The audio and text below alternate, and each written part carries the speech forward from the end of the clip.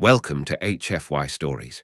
Please subscribe to the channel. Your one click means the world to me.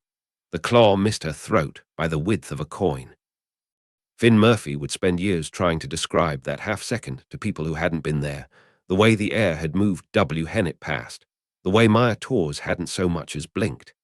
At the time, pressed against inch-thick viewing glass, with his palms sweating circles into the fog of his own breath, all he understood was that his classmate was about to die, and that she looked mildly annoyed about the inconvenience of it. It had started 3 days earlier, in a lecture on hostile xenofauna, when Maya raised her hand and asked Captain Thorne a question that made the old soldier's mandibles freeze mid-click. "The grim jaw that killed the patrol," she said. "Has anyone studied how it actually moves, or did everybody just run?" Thorne's scarred face turned toward her the way a gun turret turns. "3 decorated soldiers are dead, Cadet. I don't believe levity is called for." "I'm not being funny." She wasn't. That was the thing nobody at the academy had learned yet about Maya Tors. Underneath the shrugging and the running commentary on the food, she never joked about work.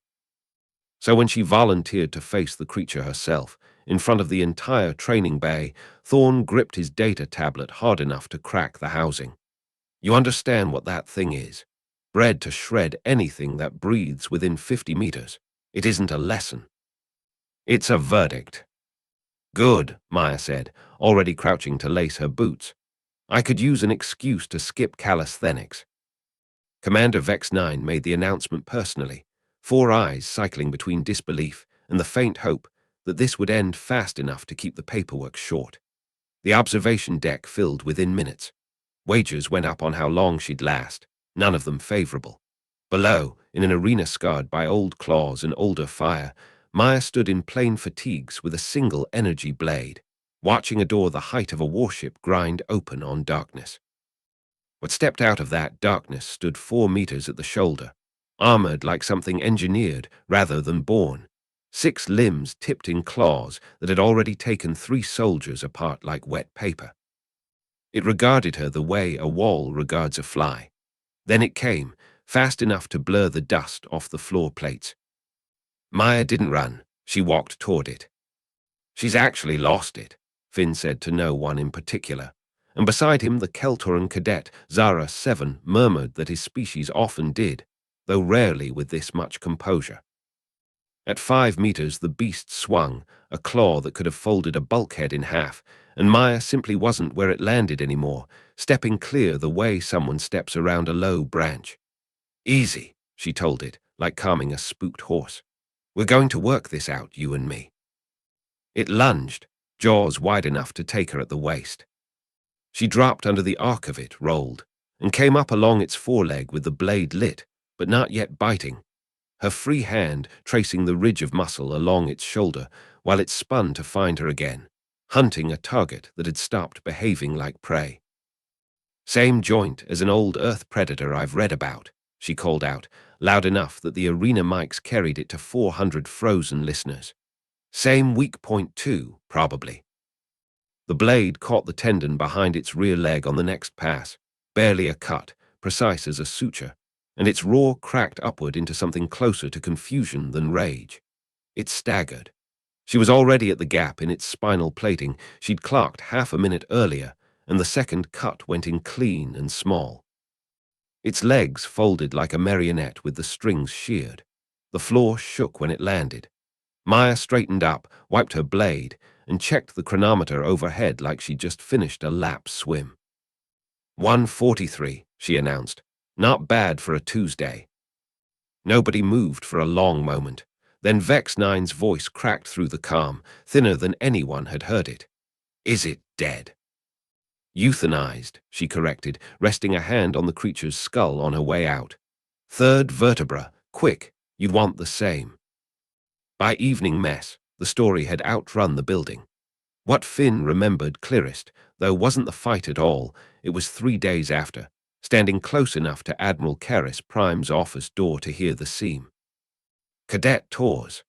The Admiral's voice was doing the careful work of a man testing a bridge before trusting his weight to it. "How many other species could you neutralize? using what you did in that arena.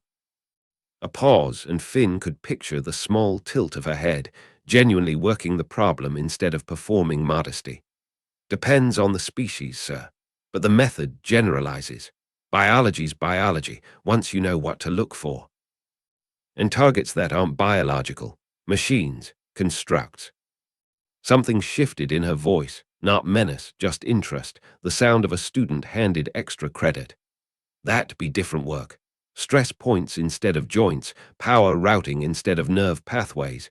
Same principle, though. Find what makes a thing function. Make it stop, as efficiently as you can manage. The quiet that followed went on long enough that Finn nearly knocked, certain something had broken. When Keris Prime spoke again, the careful evenness was gone entirely. Cadet, there is a classification we reserve for something capable of defeating almost any opponent through analysis alone. We don't give it to people. We give it to things we're afraid of. I'm not a thing, sir. No, the Admiral said, very quietly. That is precisely the problem.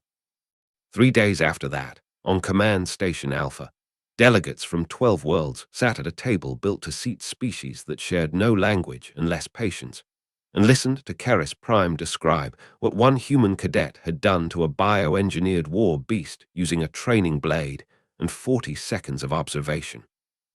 She considers it unremarkable, he told them, and the chamber's low hum of translated murmurs died completely. According to Cadet Tours, this is simply how her people manage dangerous animals at home. They call it veterinary work. A Zephyrian delegate's antennae flattened hard against her skull. You are saying this species trains its children to do this?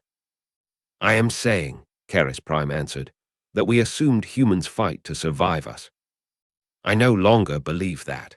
I believe they fight to understand us, and a species that studies its enemies instead of merely enduring them does not remain an enemy for long. It becomes something else, something we have no protocol for. The hegemony's delegate, whose engineers had built the creature Maya killed, asked the only question that mattered. What would you have us do, Admiral?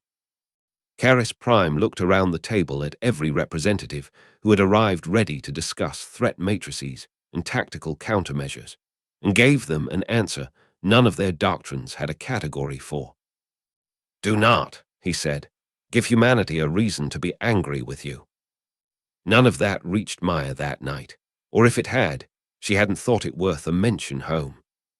She sat cross-legged on her bunk with 17 species worth of anatomical notes open on her data pad, adding an 18th entry, joint angles, muscle groups, a small sketch of a neural cluster behind a third vertebra, and beside it, in her own shorthand, manageable. Her brother's reply chimed through as she was closing the file. Mom wants to know if you're eating your vegetables. Dad wants to know if you're still coming home for harvest. She typed back without looking up. Tell Mom the food here should be classified as a weapon. Tell Dad I'll be there. Somebody has to keep those bulls from running him over again. She set the pad down, killed the light, and slept the way she always did before an exam. Soundly, and without a single dream about the things she'd put down that afternoon.